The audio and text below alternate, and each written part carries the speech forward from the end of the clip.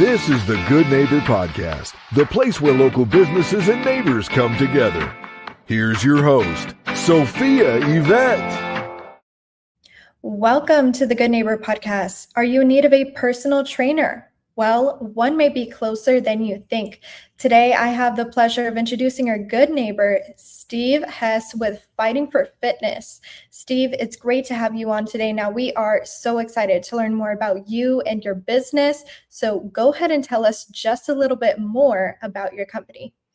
Okay, it's Fighting for Fitness. It's a personal training outfit. I started about 15, 20 years ago. I do all types of services, Parkinson's. I help people with functionality, strength training, and also martial arts is a big part of what I offer. A lot of clients are looking for strength training and martial arts programs because it keeps it exciting and they're learning something. So I offer pretty broad spectrum of services depending on what the client is looking for. Wow. Now, how did you originally get started in this industry?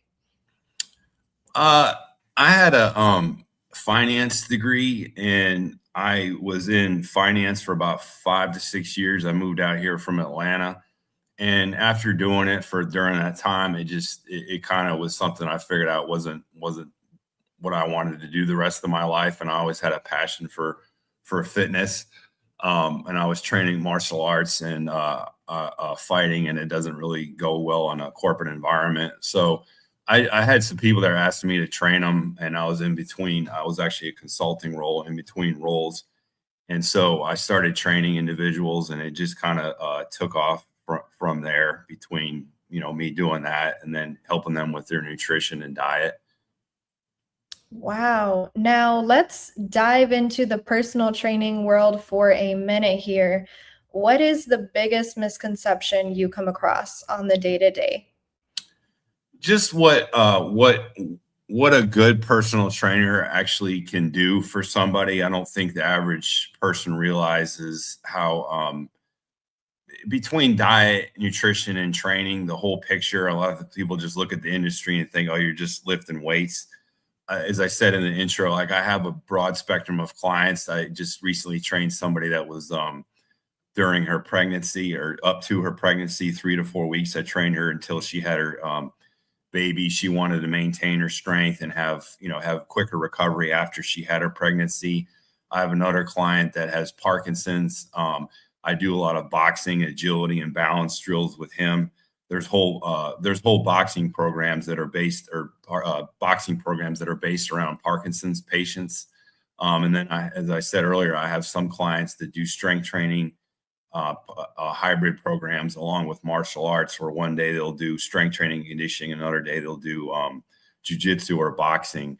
That's very popular and it keeps the clients engaged. So, and also like older clients, just helping them stretch, showing them the correct exercise that has to do with posture and actually staving off. And we all get older, but helping your older clients with their mobility and functionality and actually helping them to get out of pain is a huge thing, or to help them minimize their pain is a huge thing. So I think once your average person, gets hooked up with a knowledgeable trainer, they'd be quite surprised at how much better they would feel. And again, you have to look at each individual as that individual and what their goals are and create a plan based around them. But there's a lot more to it than what the outside person sees. And that's, I guess it's kind of my job is whatever is to educate them on that. So, Steve, those are some great examples you provided. It sounds like overall what you're saying is what's most misconceived is how versatile personal training can be and the customizable plans that you can create for your clients. Correct. Because you have to solve, when people come to you, they have a problem, and everybody's problem is different. And you basically have to solve that problem. And sometimes it doesn't happen overnight, but that's where the personal aspect comes into it. Most definitely. Now we're going to go ahead and switch gears here for a second and get into marketing, because marketing is the heart of every business.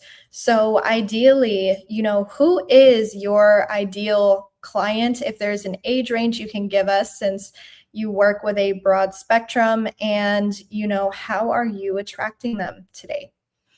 I would say typically my bread and butter clients are going to be a little bit older, do have some discretionary income, and then also see the value of what you bring. As I said earlier, helping their functional lives, getting them out of pain. Um, so that would be my main bread and butter client. I do that to prospect. Like I'll submit to silent auctions, like charities. I'll donate sessions to certain charities. Word of mouth is another one. That's always a good one because you don't have to really sell yourself. Somebody else has referred you to them. So just things like that. And then, being on social media and whatnot, and just getting the word out about what you actually do and educating people on that. So, Steve, in terms of getting the word out, do you usually have like an intake form you have your clients fill out? Do you do like free consultations? What does the beginning process look like? Yeah, so they'll contact me through whatever channel, and then we always meet up one to one, and it's a free consultation. Usually those take about 45 minutes to an hour. We go over your current fitness level. We go over your diet in detail. Then I run you through like a fitness assessment, any postural things that I see, and just kind of give you some tips to implement right away from there, whether you continue or not.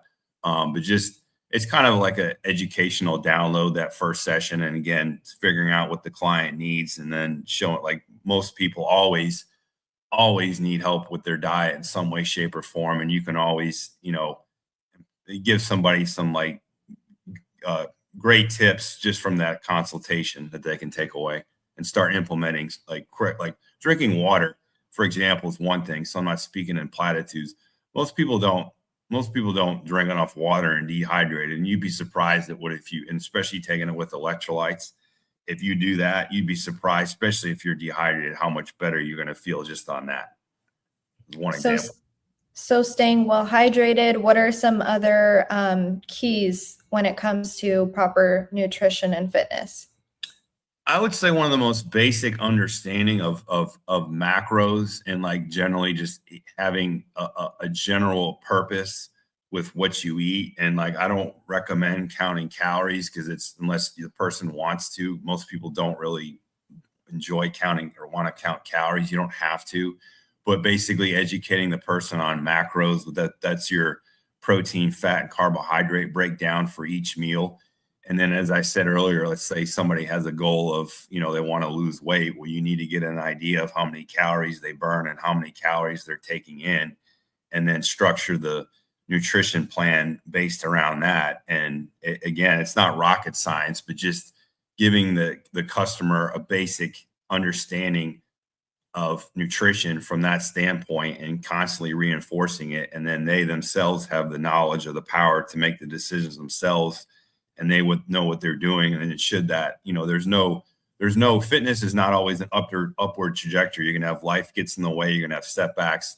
So once you understand that with your diet, let's say you skip breakfast or something happened during the day, you have the knowledge and the power to make the adjustment, and you know what you're doing instead of just, winging or eating whatever. And like I said, most people don't eat with have a general purpose. And once you understand that, your macros should be according to your goal with each meal, that in itself will go a long way with a client. Like I can think of one, for example, she was with a nutritionist.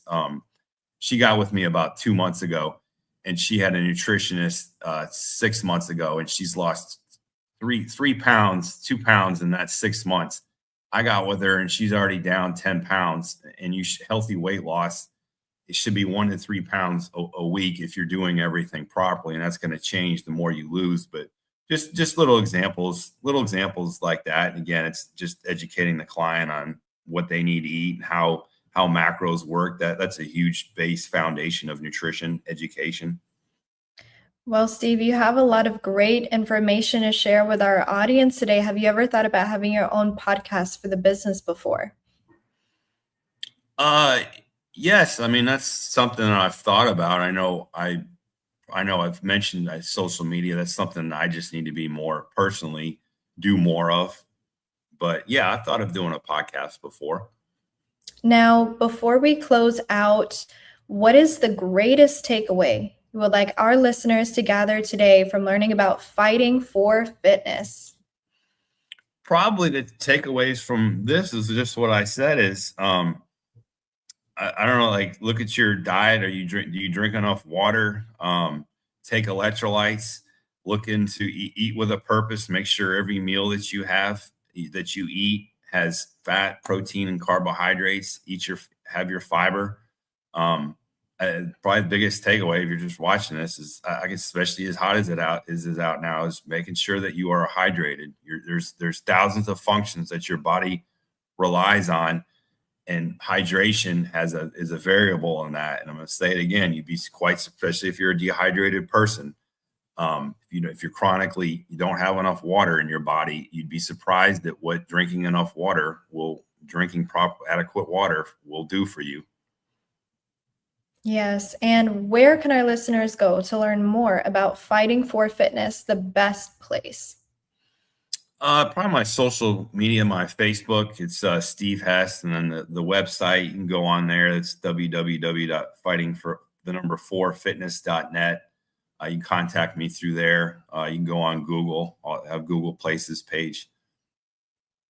Well, Steve, I really appreciate you being on the show today. We wish you and your business the best moving forward. Yes, thank you. I enjoyed doing this. Thank you.